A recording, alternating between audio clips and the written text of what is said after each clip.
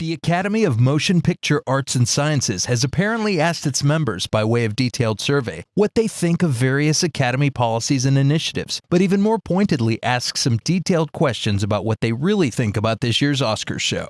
This comes to us from Deadline. It's been a hectic year for the Oscars. I don't know if you noticed, we had the famous slap heard around the world, which just pretty much dominated all news. But now it looks like recently they sent out a survey to all the Academy members to ask what they thought about this last Oscars.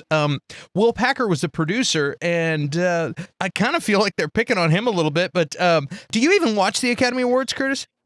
I don't. Now, like, there were people who used to have, like Oscars parties and stuff. Yeah. And people that I know, and they used to love it every year. It'd be like their Super Bowl, serious fans of the Oscars that I know, have kind of waned in the last few years. So it's not broken by any means, but it's tapering a little bit.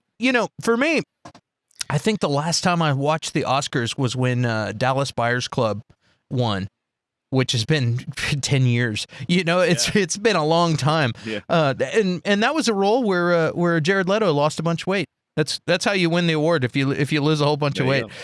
Yeah. Let me ask you this. There was some drama, a lot of controversy and argument about pre-taping certain awards. And like this producer, he just figured out, hey, I want to make these more streamlined. We're going to do some audience internet participation, but we can get these awards streamlined.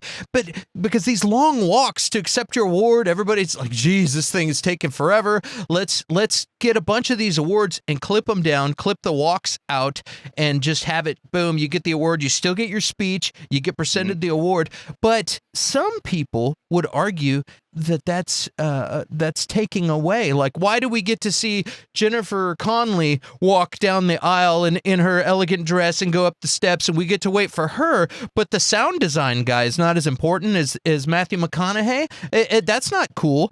Like, we're all a team. We work together to make these films, and what, the editor is not as important as the director? Like, he's the one who crafted the movie. You know what I mean? Like, after it's all said and done.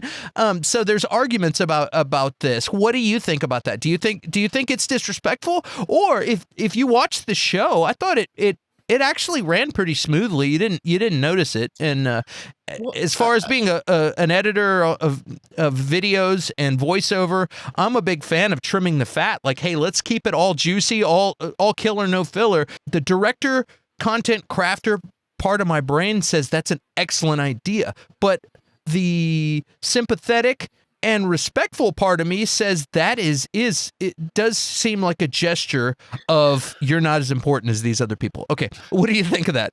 Yes, I'm kind of agree with you. Like, when we're talking about the merits of the film, which is what the Academy Award is supposed to be about, you need to recognize these people that do well, I was going to say little jobs, but you can notice one of the first things you notice in a movie, if it's shit, is sound. If it's bad sound, like, you'll notice it immediately.